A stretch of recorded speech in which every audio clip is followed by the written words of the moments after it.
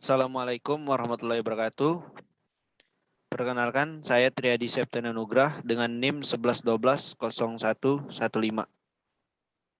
dari program studi manajemen Fakultas Sabtu pagi. Di sini saya akan menjelaskan tentang akurat 5 akuntansi berbasis komputer. Jadi di sini saya menggunakan PPT atau PowerPoint karena kemarin saya menggunakan videonya terhambat karena kadaluarsa. Baik, di sini saya akan langsung mulai aja. Di sini saya akan membuat data perusahaan sampai dengan rekolensi bank dengan akurat 5.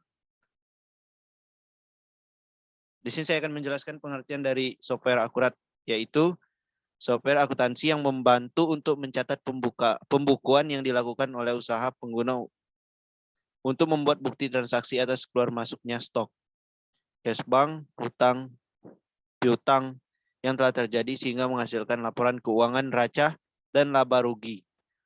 Akurat juga merupakan software yang digunakan untuk mempermudah pengelolaan data keuangan dengan tingkat akuransi perhitungan yang tepat.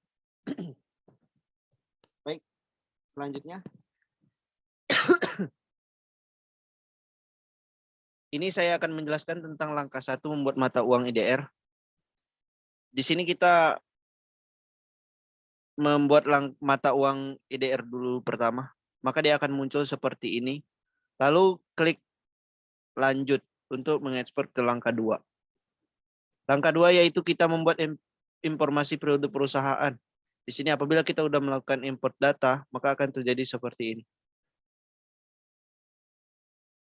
Itu untuk langkah kedua. Next, langkah ketiga. Langkah ketiga kita membuat informasi pajak perusahaan, yaitu PT Data Prima di sini. Terus kita import data, maka akan muncul seperti ini, lalu klik lanjut.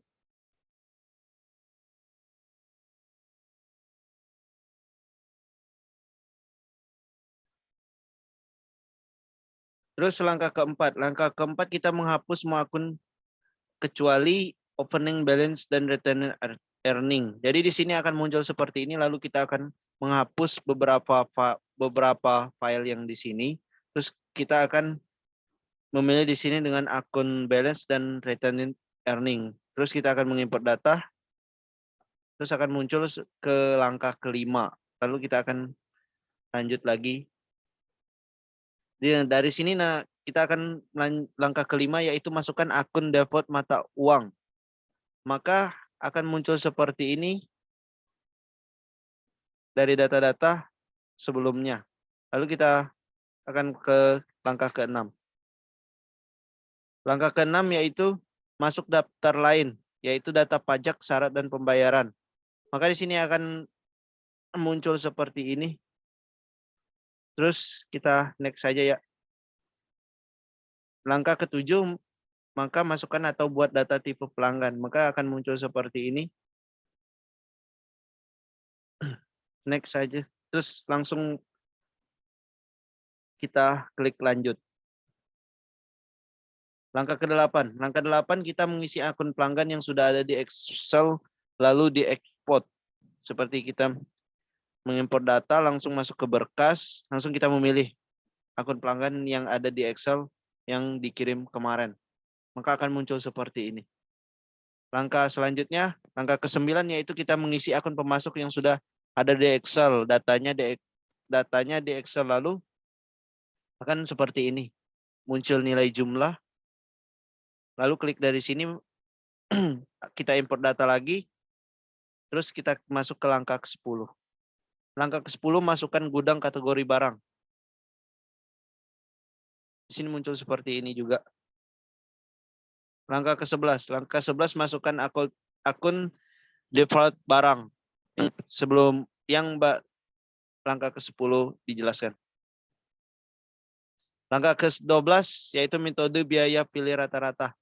Di sini kita akan pemilihan seperti ini antara FIFO atau yang disingkat first and first out atau rata-rata. Terus kita akan klik rata-rata lalu lanjut. Langkah ke-13. Langkah ke-13 kita mengisi informasi barang dengan data Excel yang sudah ada lalu diekspor. Jadi kita di sini akan mengisi informasi barang. yang ada di Excel, lalu kita import di sini, lalu klik di sini. Terus langkah ke-14. Langkah 14 kita mengisi tipe aset tetap kena pajak yang sudah ada datanya di Excel lalu diekspor. Maka akan muncul seperti PowerPoint ini. Next saja. Langkah ke-15. Langkah ke-15 kita mengisi data tipe aset dengan masukkan data yang sudah ada di Excel lalu diekspor. Langkah ke-16 mengisi data daftar aktiva tetap dengan memasuk data yang sudah ada di data Excel lalu diekspor. Maka akan muncul di sini lalu klik di sini terus dilanjut.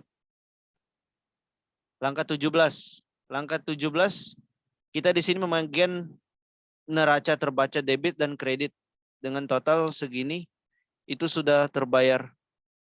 Maka di sini akan muncul data-data berikut. Langkah ke-18. Langkah ke-18 step 18 yaitu pembuatan data perusahaan sudah selesai, data perusahaan sudah siap digunakan, maka akan muncul seperti ini. Oke, itu untuk cara pembuatan algoritmanya. Jadi sini kita akan mencoba membuat data rekognosisi bank. Waktu itu saya akan melakukan data rekognosisi bank. Saya pakai tanggal pengukuhan atau pembuatan data perusahaan baru dengan 2008. Berikut data perusahaan dari langkah 1 sampai langkah 9. Langkah 1 kita membuat data kas resip untuk data CV Fajar Dinanti. Jadi di sini kita mempunyai pilihan dari video sebelumnya. Terus kita memasukkan CV Fajar Dinantinya. Ini untuk langkah keduanya kita membuat data kas resip untuk data PT Cemerlang. Next, membuat data purchase INP untuk PT Langit Biru. Maka akan muncul seperti ini. Langkah keempatnya kita membuat data purchase payment pada PT Langit Biru. Terus akan muncul seperti ini yang kita checklist juga.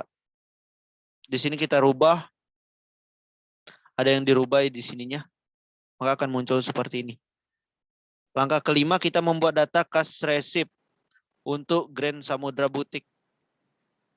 Ini. Terus yang kita checklist langkah kedua. Next. Langkah keenam membuat sales and purchase untuk Grand Samudra Butik.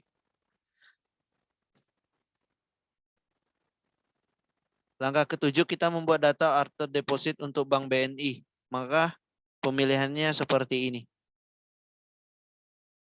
Langkah ke-8-nya membuat sales and purchase untuk pelanggan tunai. Langkah 9 kita akan membuat data kas resip untuk data pelanggan tunai. Langkah ke-10 membuat data purchase return untuk PT Langit Biru yang saya di retur.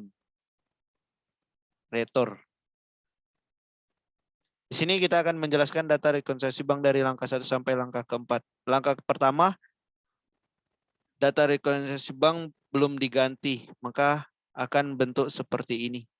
Maka di sini kita akan bentuk dulu langkahnya. Langkah kedua kita membuat data rekonsiliasi bank untuk jasa giro. Kita di sini akan menentukan pilihan, mau mengubah tanggal, tahun. Jadi akan seperti ini.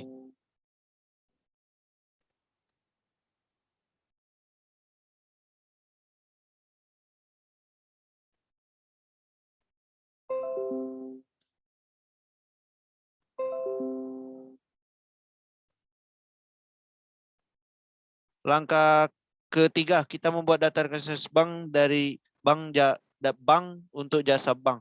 Jadi kita akan menggunakan langkah-langkah seperti ini.